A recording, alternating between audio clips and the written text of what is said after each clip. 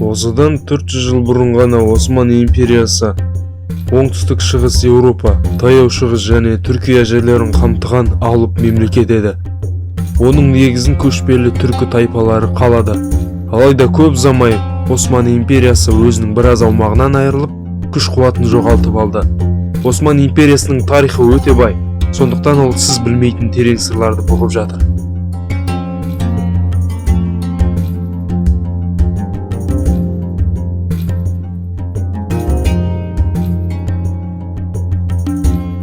Бастапқы кезеңдерде Осман мемлекетінде биліктің әкеден жасы үлкен ұлына берілу дәстүрі болмаған. Сондықтан сұлтанның тағына бірден бірнеше үміткер таласатын еді. Жеңілген ханзадалар көбіне жау жаққа өтіп кетіп, сұлтанның мазасын алатын. Мехмед Фатих сұлтан Константинополь қаласына шабуылдаған кезде қала қорғанысын ұйымдастырғандардың бірі оның туған ағасы болды. Мехмед таққа отырғаннан кейін өзінің еркек туыстарының барлығын өлтіруге бұйрық берді. Олардың ішінде тіпті нәресте інісі де бар еді. Кейіннен ол өзінің қатыгез заңдарының бірін шығарды.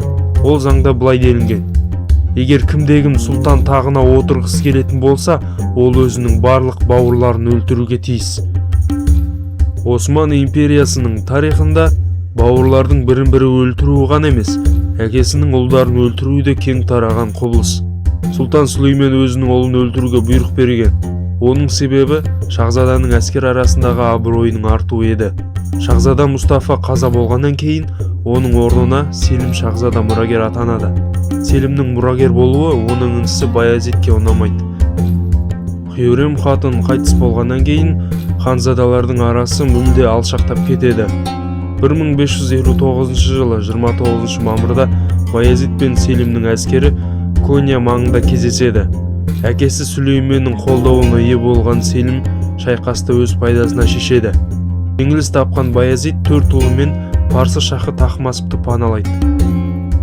Сұлтан Сүлеймен мен Селим шахзада 500 мың алтын сыйға тартқаннан кейін парсы шахы шахзада Баязитті ұстап береді. 1561 жылы 23 шілдеде Баязиттің 5 ұлы бірдей буындырылып өлтіріледі. Ұлдарының ең кішісі 3 жастағы Мұрат Сүлейменнің бұйрығы бойынша Бурсада буындырылады. 1561 жылы 25 қыркүйекте Баязиттің өзі буындырылып өлтіріледі.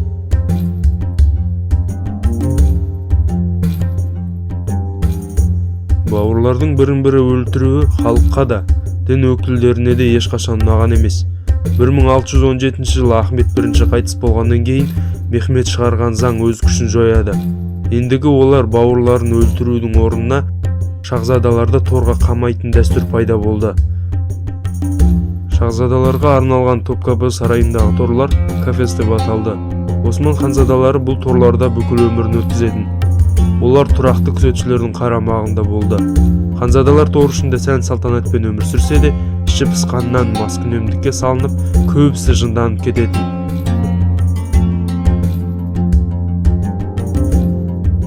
Топкапы сарайындағы өмір тіпті сұлтан үшін де қараңғы қапастай болып көрінетін. Сол кездегі ереже бойынша сұлтанға көп сөйлеуге болмайтын еді. Сол үшін арнайы ишараларға негізделген тіл пайда болды.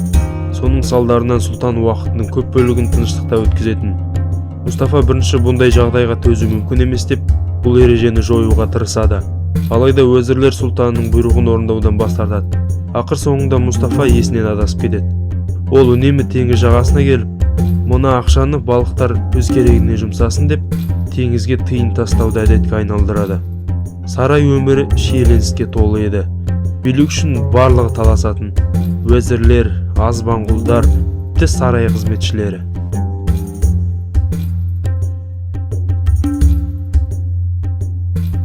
Осман билеушілері қол астындағылардың өміріне толықтай бақылау жасайтын. Қонақтарды қабылдайтын Топкапы сарайы өте қорқынышты жер еді. Оның ішінде шабылған бастар қойылатын 2 қатар болған. Онымен қоса жендеттердің қол жууына арналған тубұрқақ та орналасқан. Сарайды сұлтанға ұнамағандар мен қарсы шыққандардан тазалағаннан кейін жазаланғандардың тілінен бүтіндей бір қорғандар пайда болатын. Бір таңғаларлығы османдықтар жендеттерді арнайы дайындамаған. Неге екені белгісіз, жендет қызметін сарай бағбандары атқаратын еді. жазаланушылардың көбінің басын шауып тастайтын. Бірақ та сұлтан әулеті мен жоғарғы деңгейдегі шенеуніктердің қанын төгуге тыйым салынған. Сондықтан олар буындырылып өлтірілетін. Сол үшін бас бағбан еңгезердей ірі денелі адам болған. Күнәлі болған шенеуніктер сұлтан қаһарынан бір жолмен ғана қашып құтыла алатын. 18 ғасырдың соңынан бастап ұлы уәзірге өмірін сақтап қалуға мүмкіндік берілетін болды. Тірі қалу үшін уәзірге бас бағбанды жарыста жеңу қажет болған. Уәзірді бағбанның алдына әкелгеннен кейін екеуі амандасады. Амандас болғаннан соң бағбан уәзірге мұзды шербет ұсынады. Егерде шербет ақ түсті болса, сұлтан жаза уақытын кейінге шегереді. Ал егерде шербет қызыл түсті болса, уәзір жазаланады. Қызыл шербетті көргеннен кейін уәзір бірден қашуға тиіс. Негізгі мақсат сарай бақшасы арқылы қашып келіп, сарайдың қақпасына жету. Алайда қақпаға жету оңай шаруа емес. Себебі уәзірдің соңынан бағбан қуып келе жататын еді. Бағбан уәзірге қарағанда жас болғандықтан, оны оңай қуып жететін болған. Дегенмен де осындай жарыстарда жеңіске жеткен уәзірлер де бар еді. Солардың бірі Хачи Салих Паша. Бағбанмен жарыста жеңіске жеткеннен кейін ол аймақтардың біріне әкім болып тағайындалды.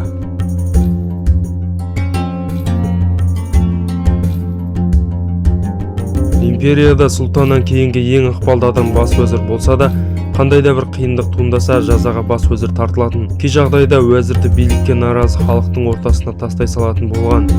Қаһарлы сейілімнің кезінде бас уәзірлердің көп ауысқандығы соншалық, әрбір жаңадан келген уәзір өзімен бірге өсиет хатын сақтап жүретін болған.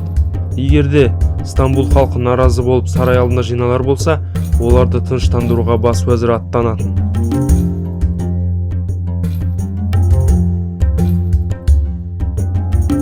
Топкапы сарайындағы ең көрнекі орындарының біріне сұлтанның гаремі жатады. Гаремде 2000-ға жуық әйел болған. Олардың көпшілігі ұрланған немесе сатып алынған күңдерден тұрады. Сұлтанның күңдері мен әйелдерін көруге ешкімнің құқығы болмаған. Гаремге сұлтан мен сарай қызметшілерінен өзге біреу кіретін болса, бірден басы алынатын еді. Гаремді бас Азбанғұл басқарған және қорғаған. Гаремдегі өмір жайлы ақпараттар қазіргі кезде көп емес. Белгілісі күңдердің көп болғандығы соншалық, олардың кейбірін сұлтан мүлде көрмейтін, ал кейбіреулері үлкен ықпалға ие болып, империяның саясатына дейін араласқан. Сұлтан Сүлеймен украиналық сұлу Роксоланаға ғашық болғаннан кейін оған үйленеді, ал кейіннен бас кеңесшісі етіп алады. Роксолана ықпалының күшейгені соншалық, бас уәзір сұлтанды одан алшақтатуды ойлайды. Осы ойын жүзеге асыру үшін бас уәзір итальяндық сұлу Джулия Гонзаганы ұрлап әкелуге Барбаросса есімді теңіз қарақшысын жібереді. Уәзір итальян сұлуы гаремге келгенде Сүлеймен оған назар аударады деп үміттенеді. Алайда бас уәзірдің жоспары іске аспай, Джулияны ұрлап әкелудің сәті түспейді.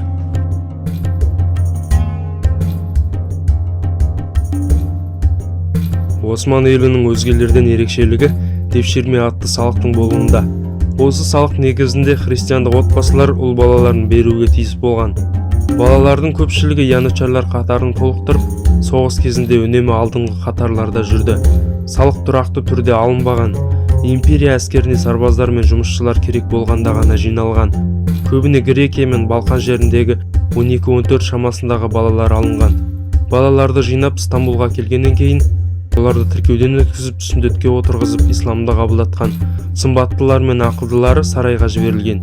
Кейін олар биік шендерге қол жеткізіп, бірі паша, бірі уәзір қызметіне қол жеткізген. Басқа балалар 8 жылдай фермада жұмыс істеп, түрік тілін үйреніп шыныға бастайды. 20 жасқа толғанда оларға ресми түрде янычар деген атақ беріледі. Қанды салық жүйесі 18 ғасырға дейін ғана өмір сүрді.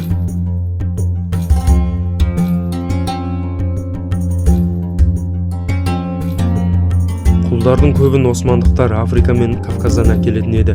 Ал Қырым хандығы орыстарды, украиндықтарды және поляктарды құлдыққа әкеп тұрды. Бастапқыда мұсылмандарды құл етуге тыйым салынды. Алайда мұсылман еместердің келуі саябырлағаннан кейін бұл ережеге ешкім мән бермейтін болды. Осман еліндегі құлдық пен батыс қоғамындағы құлдықтың айырмашылықтары көп. Мысалға, осман құлдарына бостандық алу, қоғамда белгілі бір жетістіктерге жету жеңілірек болды. Бұған қарамастан Осман империясындағы құлдықтың қатыгездігін жоққа шығару мүмкін емес.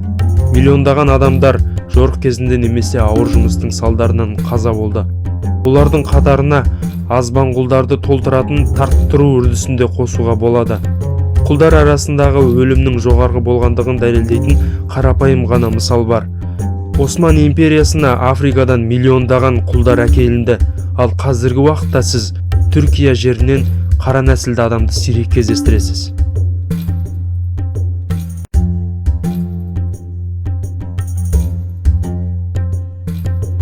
Осман империясында халықтарды алалау, дискриминациялау болмаған. Осман елі Испаниядан қуылған еврейлерді қабылдап пана болған. Мемлекет басындағы шенеуніктердің арасында гректер мен албандықтар жиі кездесетін.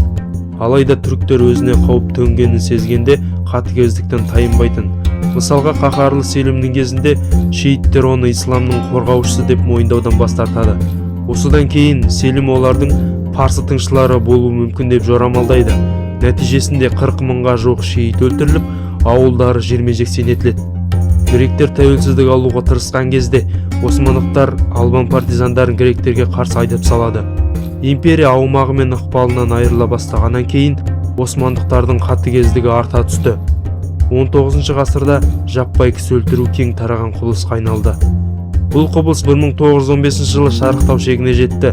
Дәл осы жылы османдықтар армян халқының 75%, яғни 1,5 миллион армянды қырып тастайды.